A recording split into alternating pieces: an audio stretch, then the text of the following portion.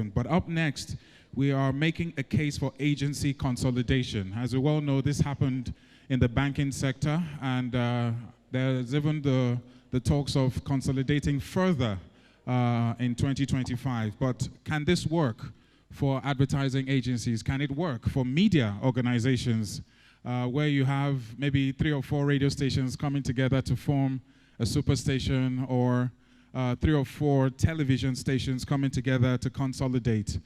These are questions that we need to ask. These are possible and very possible things that could happen.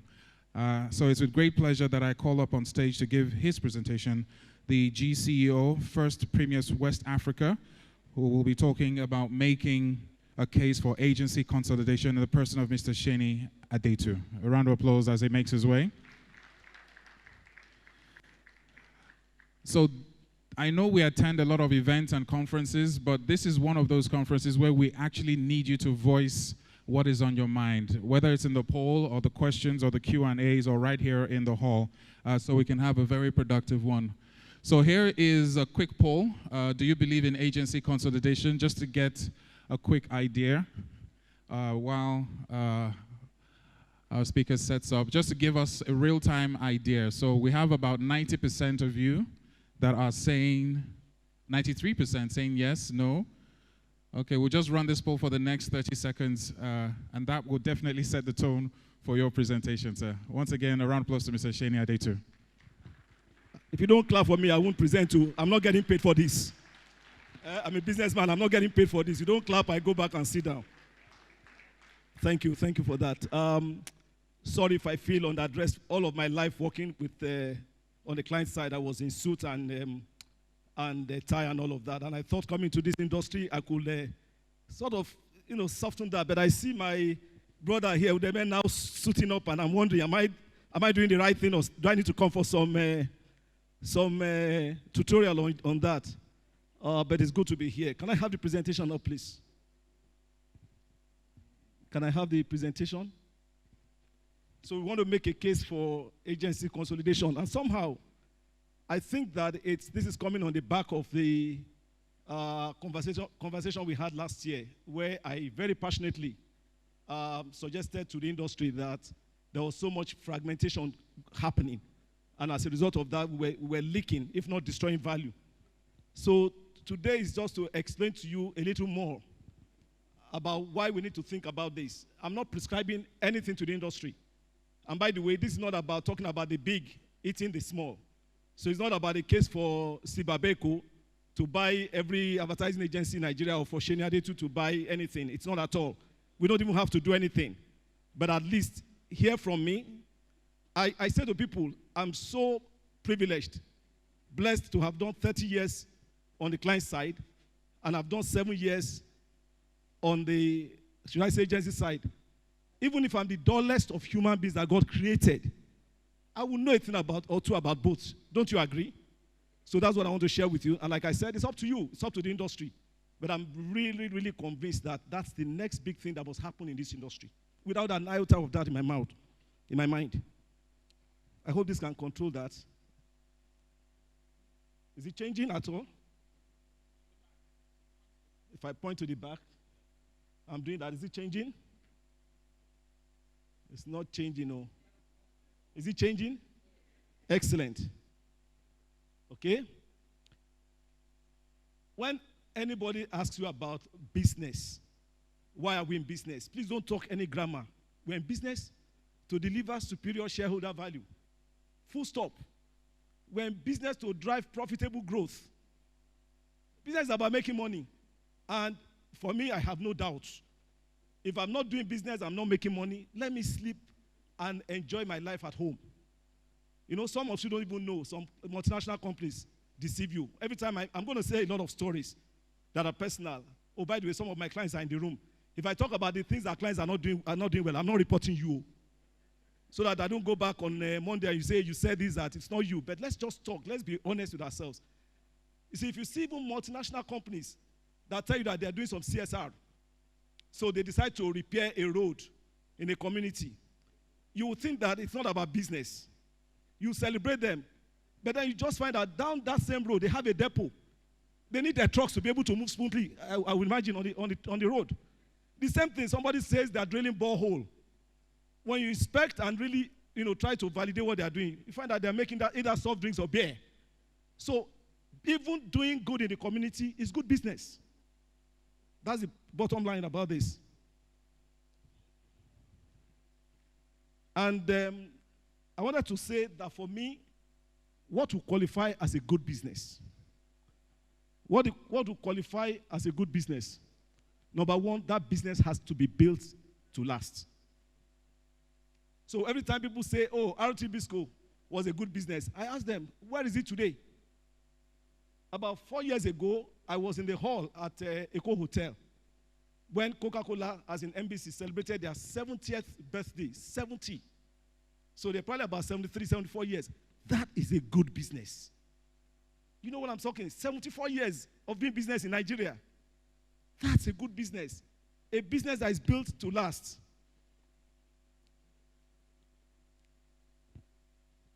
Delivering superior quality profits year in, year out, paying dividends to shareholders, making people know why they put their money in that business. That is a good business for me. Number 3, shaping the destiny of the industry. Shaping the industry destiny.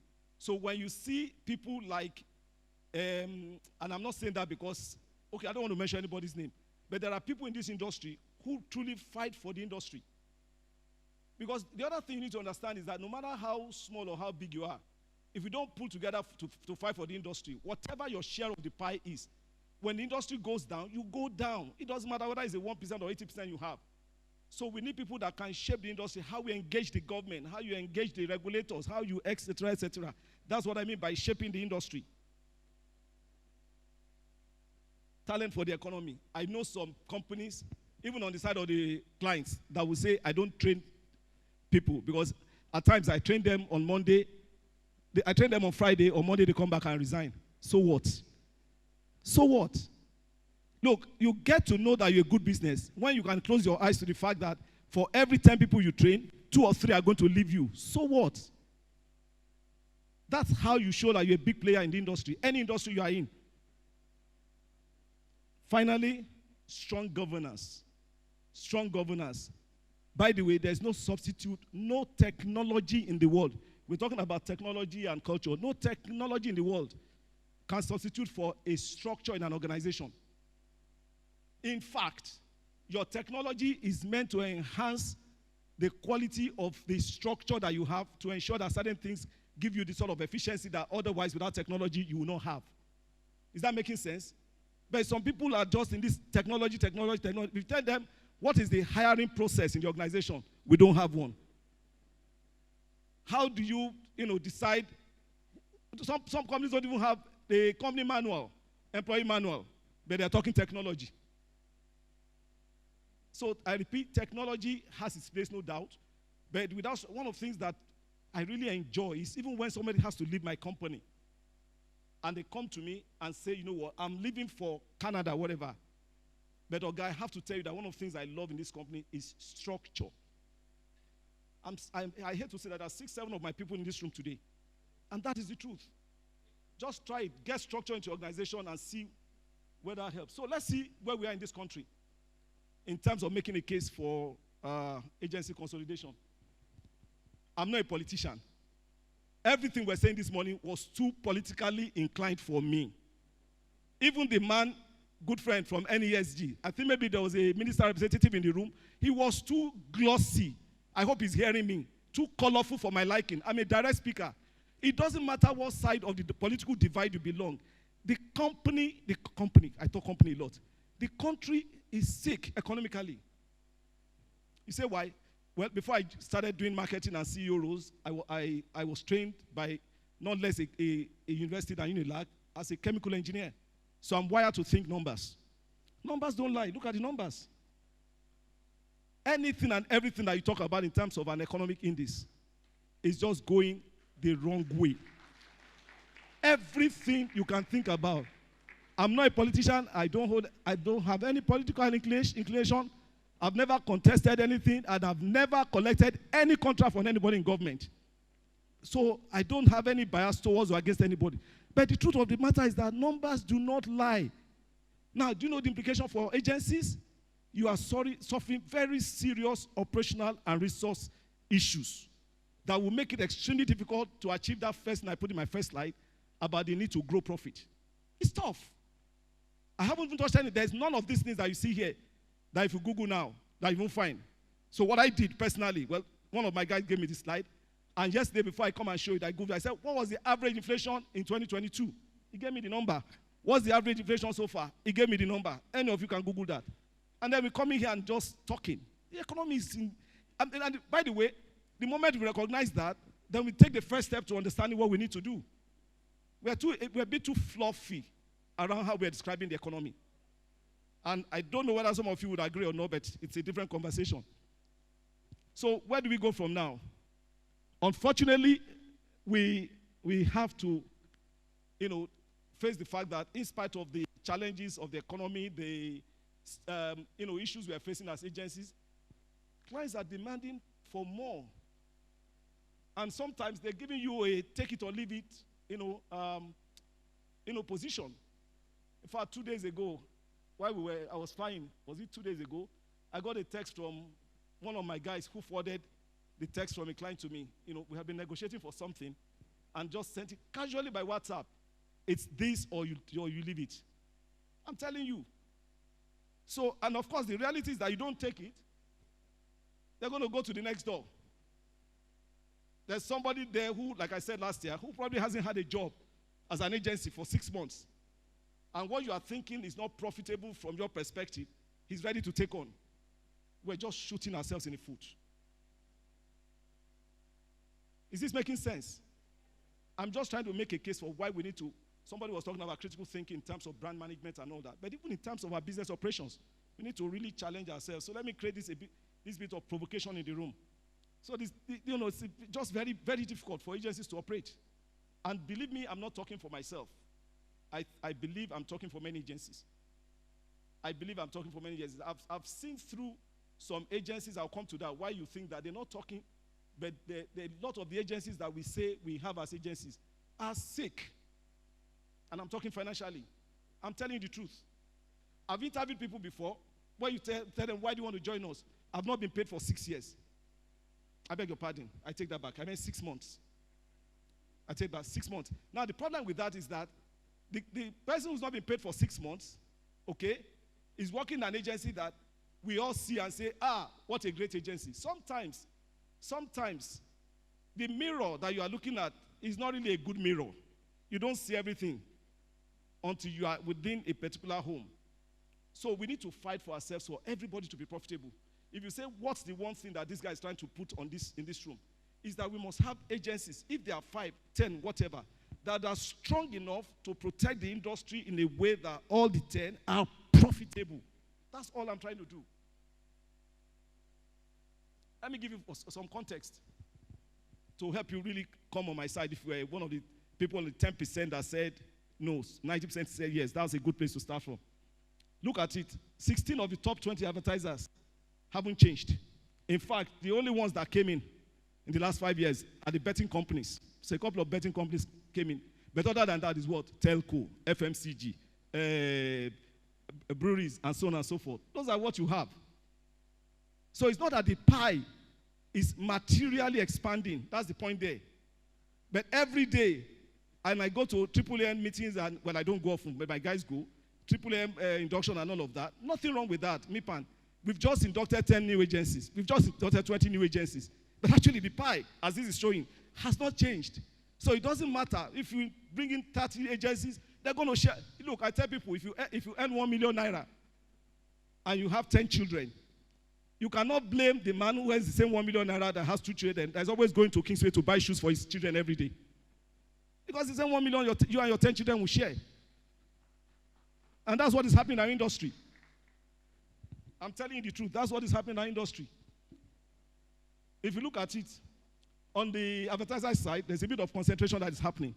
So the top 20 are growing in terms of the concentration of what they can determine. So if before they were doing 44% of all the spend, Now they're almost 50%. Sometimes they will get to 60%. So concentration is happening on the client side in terms of their advertising spend and the power to influence things, whereas on our side, we're just getting more and more expanded. Ridiculous things happening. I didn't know I was such a good client because I never used to ask my agencies for this. You were my client for agency for many years. You're a lucky man. I didn't know that this was the same thing that is happening now. Agencies, clients will come to you, media side. They're going to buy media today. They tell you they're going to pay you 180 days after you submitted all your invoices. Well, you're going to submit invoice only after the campaign is over. The campaign is going to be over after 30 days, and there's going to be compliance. So 180 days probably means what? I don't want to fail in maths here. It's crazy. 200 or whatever. Somebody said 200 something. It's just not. Meanwhile, cost of capital, you go to any bank. In any case, when MPR is 27.25, as I showed you, no bank is going to give you money for less than, 30%, if you are lucky. And at the end of the day, they're talking to pay you in 120 days. And there are agencies in this room that are accepting that. We told off, my guys are here, we told off a client. A big client was going to offer us 180 days. And we said, no, we don't want to do business that way. Because I've realized that doing business is not how many clients I have, it's not how many staff I have, it's how much profit I make. Because that's what I take to the bank. That's what I take to the bank. I don't take number of clients to the bank. Sorry, all the CMOs that are here. It might be more efficient having 3, 4 really quality clients. And you are profitable. And by the way, when you get so profitable, 2 things happen, amongst many things. You can approach a bank and you have a lot more mouth, in quotes, than the agency that is not profitable. With the result that you can get money at a lower interest rate, and someday you grow enough to even buy that big agency that continues to make loss year in, year out because they want to say they're a big agency. I just want you to think about some of these things this way. On the creative side, I always fight Henry. They will be talking about, why have you not got money for this? They said we should change this. You do 3, 4, 5, 6 reverts. I say, are they paying for this? Oh, they say they can't pay for that. I'm new to some of these things because they don't make sense, honestly, economically. Maybe I shouldn't try to change the agency. Maybe it's me that should adapt and get to realize that, no, it's not that way. But it just doesn't make sense. The agency, the industry has to sit up. Now I understand they were not paying pitch fee before. They are paying 1 million now. Everybody's happy. 1 million naira. I don't know about you. When they're running for pitches at Ogilvy, Nigeria, it's as if the world is going to collapse. Many hours, sleepless nights. Sometimes they tell me, we live on the mainland. We can't stay because we're on the island. I pay for a hotel. Okay, we don't get it. They say, but they're going to pay us pitch fee. I say, how much? 1 million naira. Well, if only one night to stay in the hotel, 10 of you, is 1 million anyway. Doesn't make sense. I could go on and on. If you look at the top 12 creative agencies, top 12. By the way, we did this analysis thoroughly. It's not even a Nigerian that did it for me. We're looking at Nigerian space. So top 12 creative agencies in Nigeria only control 20% of the brands that are available to be controlled, to be managed. It just doesn't make sense. Let me show you more. All you need to do is fire somebody, Steve or or Larry. The next day they say they started an agency. Thank God I worked for Coca-Cola for 15 years. If they fire you, go and start your own cola industry. If they burn you well. Or my 10 years with Guinness. If Guinness fires you, say, I'm going to show them. I'm going to start my brewery. Good luck to you. But here, whatever the person has done is left. Next day, he's gone to the agency. The next day, you see him. This was the person they say, oh, yeah, I've been inducted by MIPAN. See, it's not about you. So, I can go on and on. I'm just giving context, and I'm going to go to, what we need to do. Content. Some people tell you, what I even hate the most, there's so many things I dislike. I'm trying to get used to it. Sometimes you sign a scope of work with a client, and you agree this is what you're going to do. In the course of signing the contract and getting to bed, that scope keeps expanding and expanding and expanding. And somebody has signed a contract that says you're going to post 3 content in a week. 3 content in a week can turn to 10 content, and it's saying our contract is our contract. Sometimes they blame it on your own efficiency. It's not because of me that you are having to go back and forth. It's because you guys don't know what to do. And meanwhile, a lot of what we do as an agency, let's be honest, well, some is absolutely clean and clear cut, but a lot of that is subjective as well. So they come back and say it's because you haven't delivered. That's why you are doing all these reverts. So it's just not working. Now I'm hearing that some so-called consultants or consulting companies are now trying to even form their own agencies. So it's going to get really, really, really bad. So what's the summary of all of this before I tell you what I think? Okay? Believe it or not, there's commoditization happening in the industry. Okay? Commoditization happening. You don't accept, I take it to somebody else. Yeah. That's what we're doing. Talent recycling. There's a new thing that I've known in the industry now.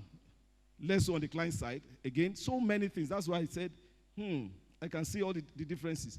And by the way, I said it last year, I still believe strongly, even after 30 years with the multinational companies and 7 years here, I think the best talent actually resides in the agencies. I'm telling you. I will tell you why.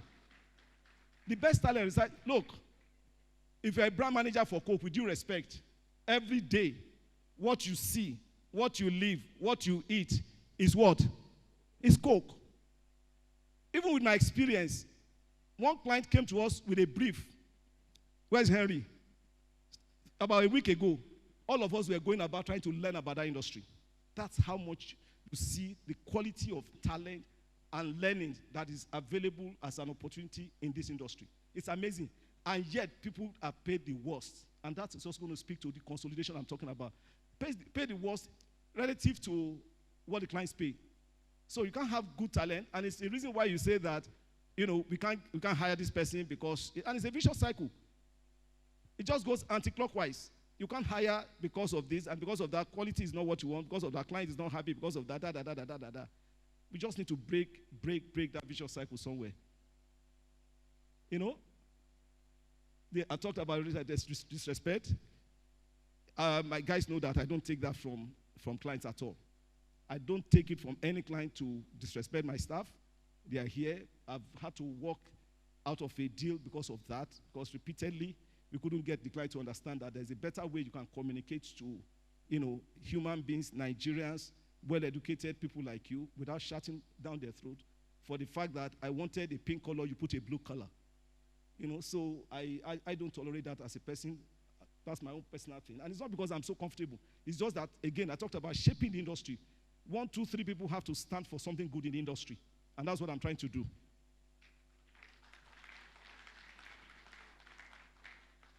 I've talked about governance.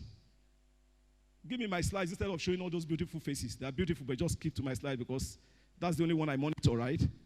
So, yeah, and I've talked about, now regulatory constraints. I think that Leko is here, so don't let me talk about it. If you want to see me about that one, please see me after the session. I'll tell you what I don't like about Leko.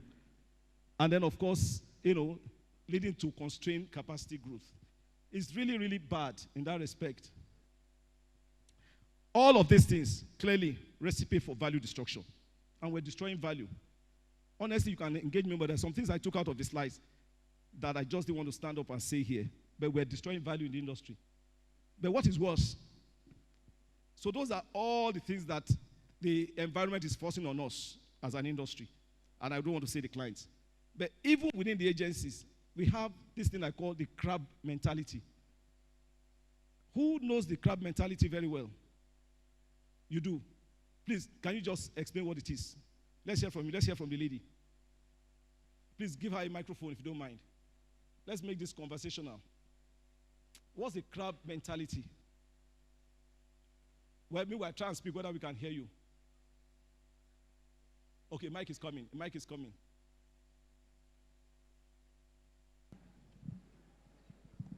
Okay, I guess it's the same thing with craft technology. It's a situation where everyone that wants to rise, the other wants to bring them down to rise, and Brilliant. Nobody is rising. Brilliant. Don't need to say anymore. Please clap for her.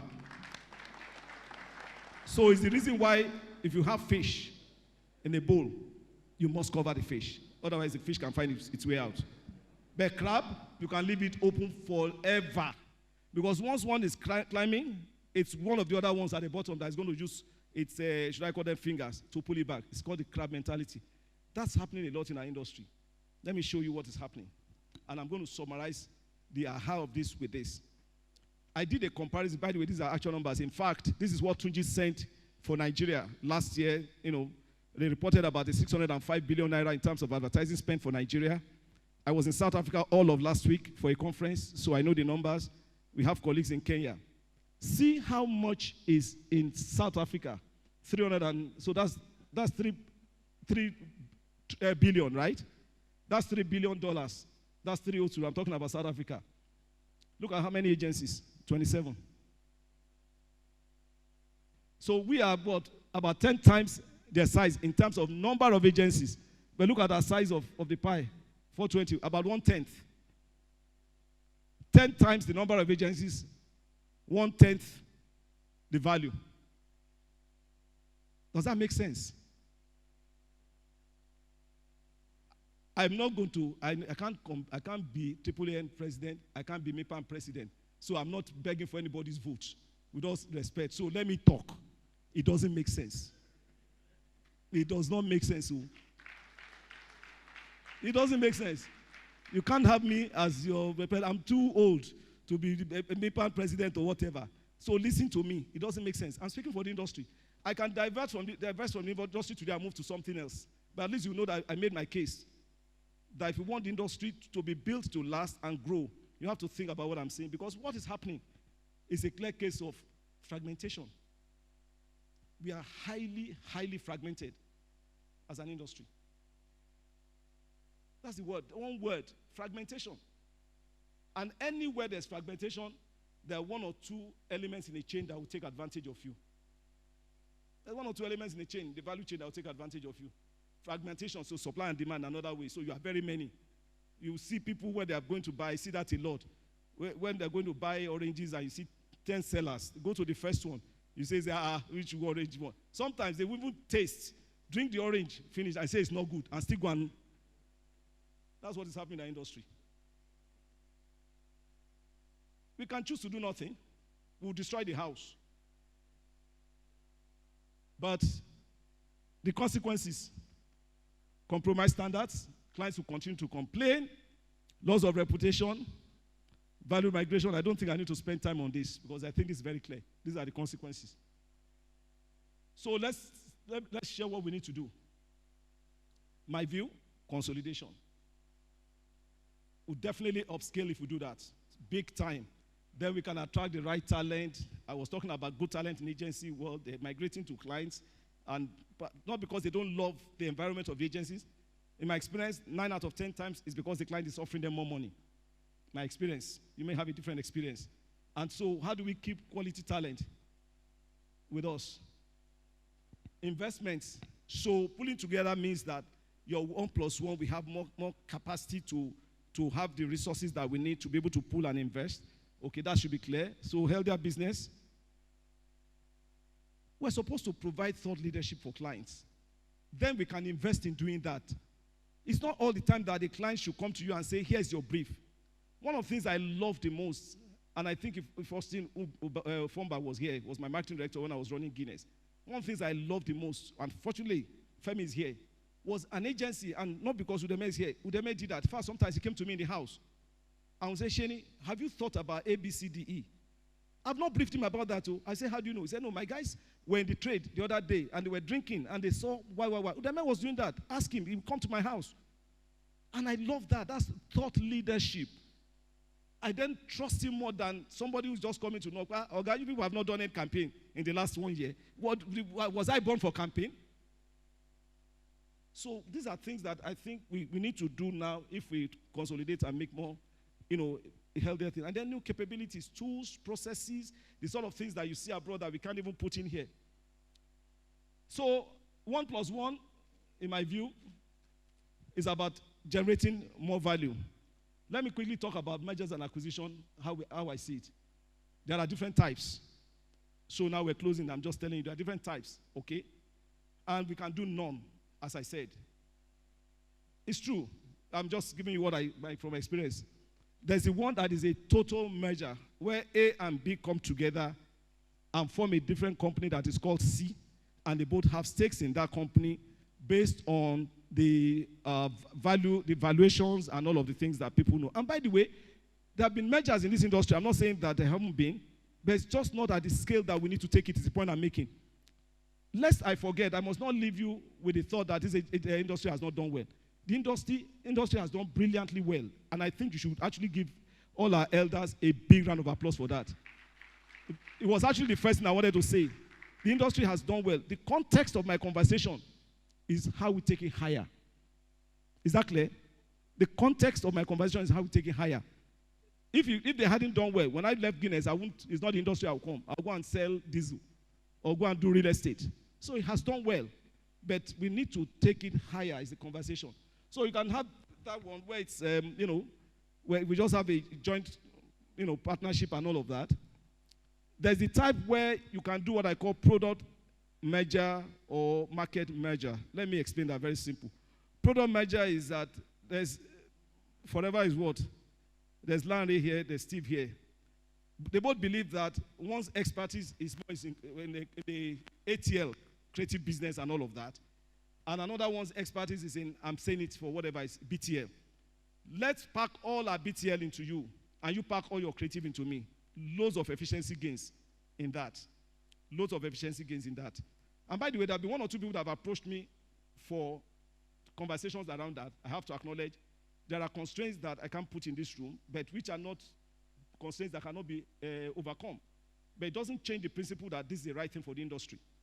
So that's that. And then they can decide that they're not even going to change they're going to form a holding company, and both of them are going to be subsidiaries of the holding company, except that one is now focusing on one type of product, the other one. Market is, we are both in Ghana, we are both in Nigeria.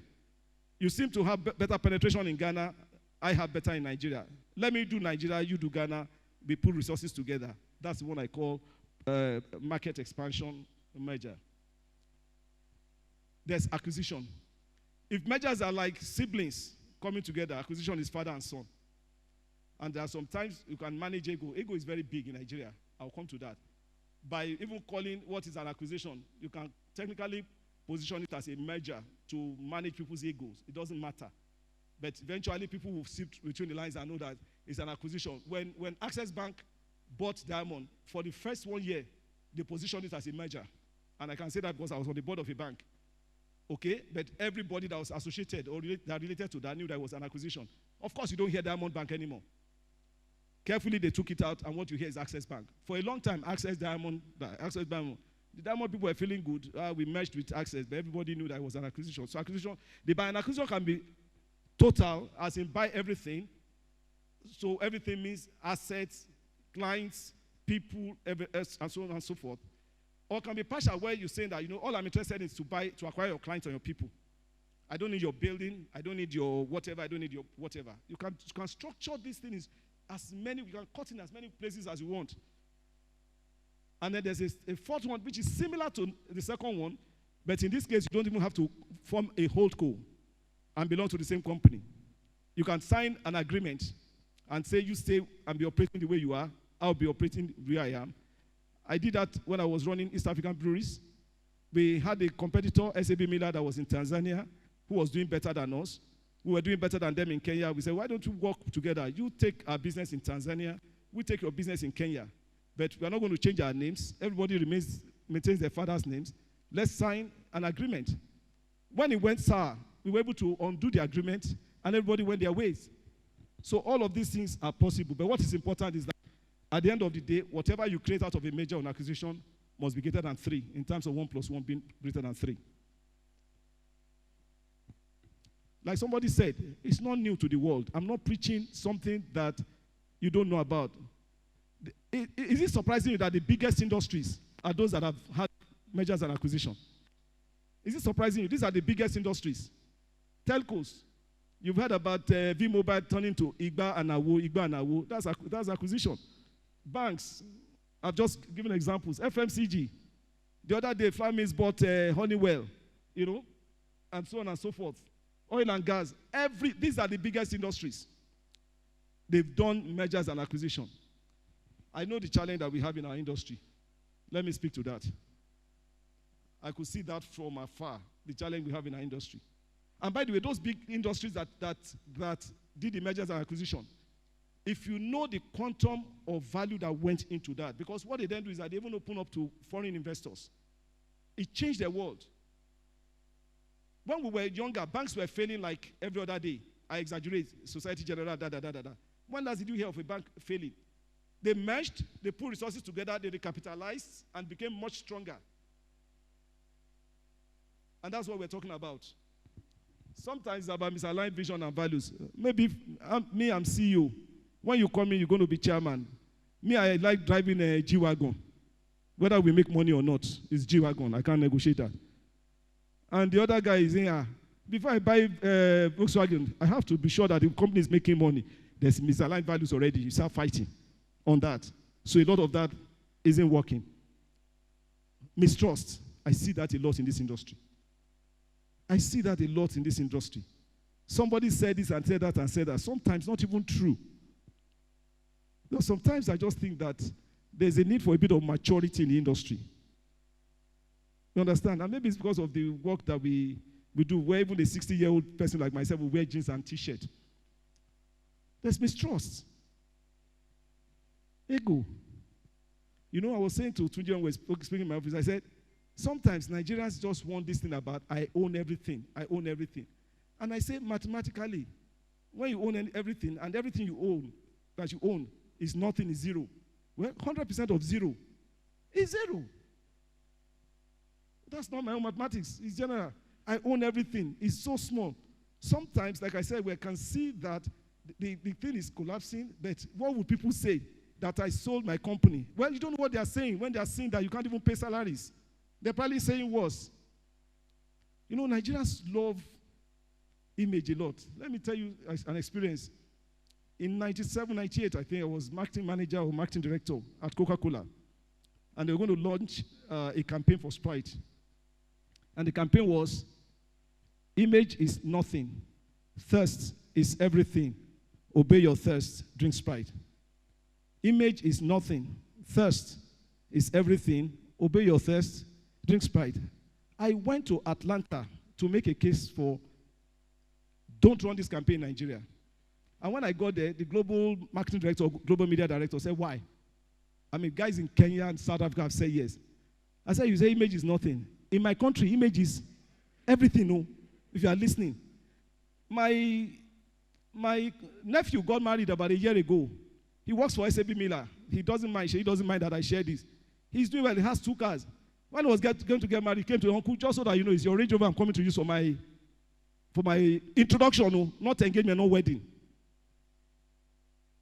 He has his own cars at Toyota Corolla, young man, 30 years old, good for a young man, need Toyota Corolla. I said, no, uncle, is your own. In fact, to God's glory, because I have to. And at that time, I had just bought one. He insisted that it's the second one he was going to use, the new one. Image. You don't know what we say. We say when you see a T-shirt on anybody, anywhere in the world, and you say to the person, I like your T-shirt. Most likely, anywhere, most likely the person will say, oh, this one, thank you. You see the same T-shirt on a Nigerian, and you say, I like your T-shirt. Say, this one, I have 10 more like that. You haven't even asked any question. You haven't even asked any question. I have 10 more like that. So I said to in my country, image is everything. And that's what is happening to us. Ego. Image. We will need to shelve that. Look, me, I can buy and sell anything. No. I hope I'm not taking your time. When I got married immediately, I could only afford to stay in Agege, 3-bedroom flat in Agege. After some time, I bought a property in that Agege. I sold the property, I moved to Ogba. Bought the property, sold the property, moved to Dolphin, left Dolphin, moved to Parkview, to VGC, to Parkview, and to God's glory, today I live in Banana Island. But I have sold no emotions. I sold houses to get to Banana Island. So what? In fact, the one we're living in Banana Island, I tell you, I'm standing in front of all of you. Yes, some of you know my wife. 2 weeks before we moved in, we're standing in front of the house, finished the house, just 2 weeks. One guy drove a G-Wagon, looked at the house and said, does this house belong to you guys? We both said yes. He said, do you want to sell? I said yes. My wife said no. Simultaneously. Simultaneously. And the man was a nice guy, so he knew that he might not have discussed. He asked again. I said yes. My wife said no again, simultaneously. So I looked at her and said, who is going to lead this conversation? She said, nobody. We are not selling. But left to me, we are not even moved in because to me, everything has a price. I don't have that ego. Pay me money. I know what to do with money. My name is Owosheni. Anyway, separate conversation. It's true. I didn't name myself. Pay me money. I know what to do with money. Anyway, to close. Give me my slide back. I want to close now. I guess the point. Give me my slide if you don't mind. I've talked about the fact that we need to consolidate. And it's about leadership. I've got 2 more slides after this to say, look, less for us as an industry, believe me, it's going to mean bigger, better, bolder. There's no value in spreading ourselves thinly. People are just going to take advantage of us. That is the truth. That is the truth, and that's what is happening. And the value leakages, I hope I've demonstrated. Secondly, let's focus on what we can change. We complain a lot in this industry without focusing on the big things. We complain, we talk about things that, okay, the economy is bad. It's what it is. We can't change that. But this is one of those things we can put in the bucket that we can change as an industry. Okay? I knew this long ago. There was a time I was at Coke again. I went to Kenya, and my volume wasn't doing well. I was making a presentation in the division office, and they told me, why are you not selling Coke in Nigeria? Why are you not doing well? And I said, if you know how it is raining in Nigeria, boss, it's raining. This was Stuart Eastwood. Maybe you had joined at that time. Stuart Eastwood anyway. Solid mice. He said it's raining. I didn't know that he has the data. Apparently, Pepsi was smashing our bomb. So he said it's raining. He said, okay, that must mean that the rain is partial to Pepsi. I said, why? He said, look at your share declining, look at Pepsi gaining share. He said, what about your distribution? He said, what it is? It was very poor. He said, okay, yeah. He said, what about your price compliance? He mentioned about 4 or 5 things. I just felt very, I said, next time you come here and tell me about the weather, which you are not in control of, I'm going to throw you back to Nigeria. This was in Nairobi. I'm going to throw you back to Nigeria. Just focus. He told me that was the first time I heard that language. Just focus on what you can change. Because you can change the price compliance, you can change the distribution, you can change Pepsi beating, you can change this. But you are not God, you can't change the weather. That's the point I'm making. And lastly, let's measure ourselves against the best standards outside. These are the mindset changes I think we need. Sometimes we are like the term, term is tallest amongst midgets. I'm better than you. Noah's Ark is doing better than Extreme Idea. No, Extreme Idea is better than Go Give You Another. And then all in a small pie. What about if you focus on growing the pie? Sometimes if I hold share or even I have a smaller share of a bigger pie, I am happier. I am happier. Anyway, I don't want to annoy you anymore. I think I've done enough provocation. We're going to get what we hit at. And that's what I wanted to say for today. But thank you very much.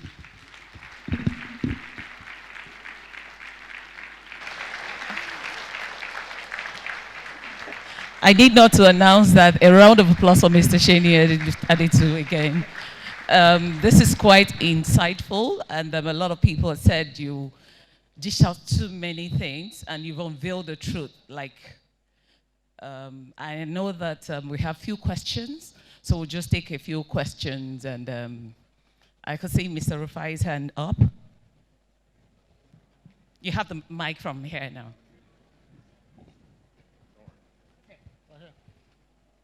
I was looking for you. Okay. Thank you very much, Mr. Seni, Mr. Olasheni. Actually, his name is Owo Sheni, not Olasheni. Okay, I believe when you have a lot of money, we have wealth as well. Sheni is my friend. He's my client.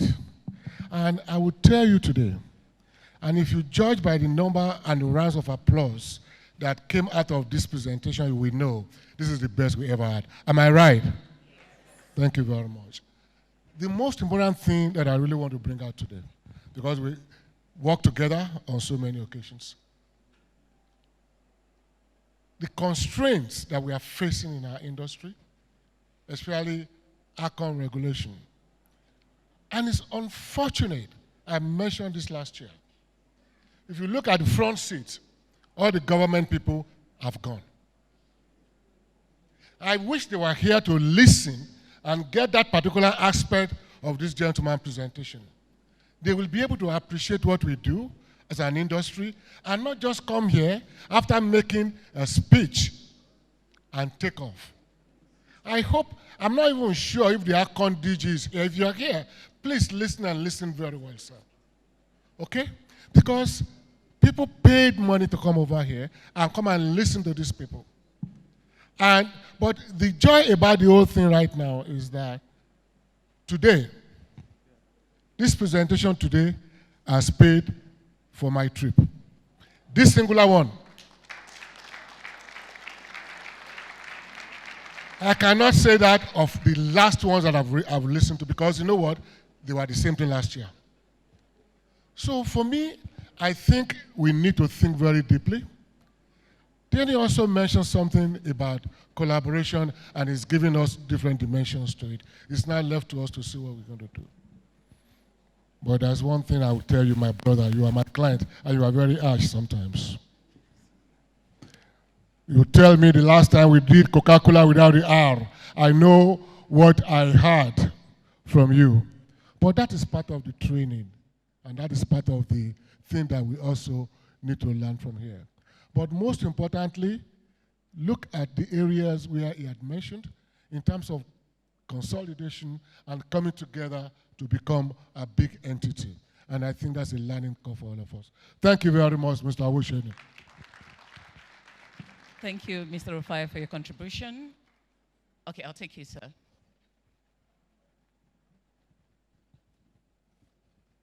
So for this round, we'll only be able to take 3 questions. So I'll just take the final question. Good afternoon, sir. I'm Kayode Olata, where I work for the government. I'm an ex-banker. And of course, I've been in advertising for some time also. I know that in the banking industry, we have the CBN doing all the regulations. And when a bank begins to fail, they begin to send signals. Why can't we just take a learning curve from the banking industry and begin to see, because you gave some data that was mind-boggling. South Africa, that we all go to shoot our ads, they have 27 agencies. In Nigeria, we have over 300. Why don't we just probably take a deep dive into the performance of these industries, of these companies, and just decide if you are not meeting certain standards, we delist you. It could also help, because there are no sentiments in these things. My little job that I do now, I see a lot of agencies also coming to meet me, and I tell them, you cannot meet my criteria, though I'm a government regulator. So why don't we just be professional in this, and people will take us seriously? Kayode Olataura, Lamata, Lagos. Can I just say a word to that? There was a point, so you are absolutely spot on. There was a point where I said I wasn't sure whether it was the right forum to engage Akon on this, but it's so true that as goes the regulator of any industry, so goes that industry. As goes the regulator of any industry, so goes that industry. Because everyone that I've talked about, whether it's telco or banking, the regulators drove it. We are not saying that you cannot be an advertising agency or a media agency, but here's the criteria. So that's what CBN does all the time to banks. We don't know who can be a bank. Anybody can be a bank, but go and look for $500 million. That already, by that criterion, has already caught, in fact, people were approaching each other and begging for mergers and acquisition. As otherwise, they were going to go out of business. People that ordinarily were competitors, enemies, were phoning each other. It's you, don't talk to anybody else. Me and you know that we da. Before you need, do you know how many banks we had before? Before we are now talking 25 banks. And see how healthy those banks are.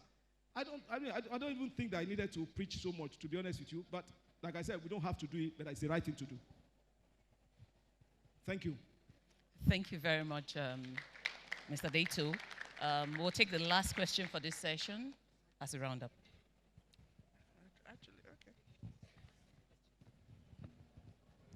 Thank you very much. I think my comments has actually been preempted by the last speaker, but I would also buttress it. My name is Amina Mohammed again. If it is easy for the banks to consolidate, so what are the challenges for the advertising company to do same? You know, that's just my direct question. No, I think that has been answered, Ma. I think that's the same thing. I mean, like I said, the regulator has not just a role, a massive role to play in that. They need to call the criteria that will inadvertently force consolidation. That's what needs to happen. Look, thank you very much. I've enjoyed being in front of you. I wish you the best of luck as you continue. Thank you.